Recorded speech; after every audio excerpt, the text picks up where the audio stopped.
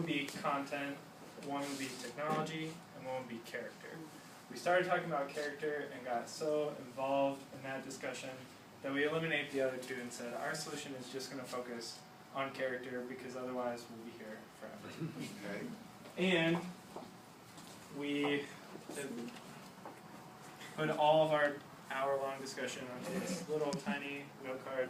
It says demonstrate, structure, support, all those added together equals transferability. So the ultimate goal of character is not to have them behave in the classroom or to have them necessarily understand the structure of the school, but to go on outside of the classroom when they go to college, when they go into a workplace setting, and have that character stick with them and transfer it to the new situations that they face as their life goes on. So she's going to give a lot of examples because her school is doing really good steps in developing this character. The first stage in that development is to demonstrate character.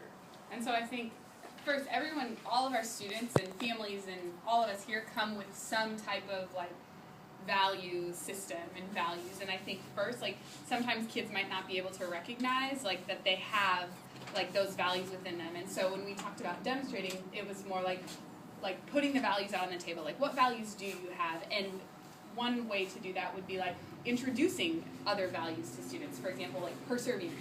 And demonstrating what perseverance means, either through discussion, through real life examples, through a skit, and so that kids have the vocabulary and the understanding of like this is a trait that actually like helps you in your life. And then we talked about how there are different structures that you can have in place throughout the course of a week or a school year to like continue to foster the skills that they're learning. And so a couple of those that we've seen are in these advisory times or times where students meet with a teacher every week or every day to talk about life and talk about how they're using these character traits and challenges that they face and how they're getting through those. Another structure that would potentially work for this is a time where an entire like grade level or school would come together and continue to learn about these different character traits and these values.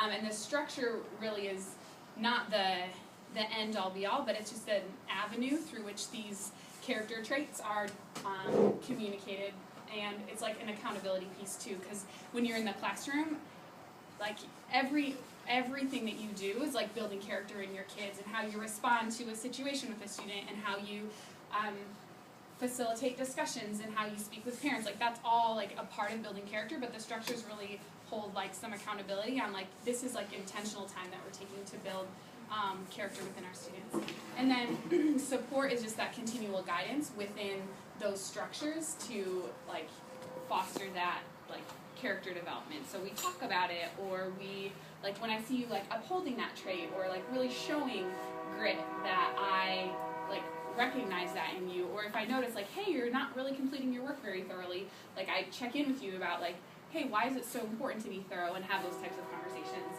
Yeah. Matt? And one thing we really want to end up with is the student ownership of the character and not so much the teacher forcing it on them, but being more of a facilitator. So in the first step of demonstration, that's really all on the teacher or the leaders in the classroom. They have to take time to demonstrate what this means. Structure starts giving the students language and systems to deal with problems on their own.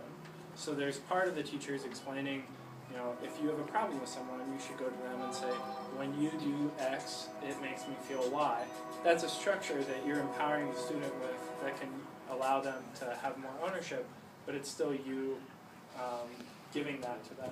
And then finally, support is transferring most of the responsibility over to the student and allowing them to approach other students or ask for time to approach another student if they have problems.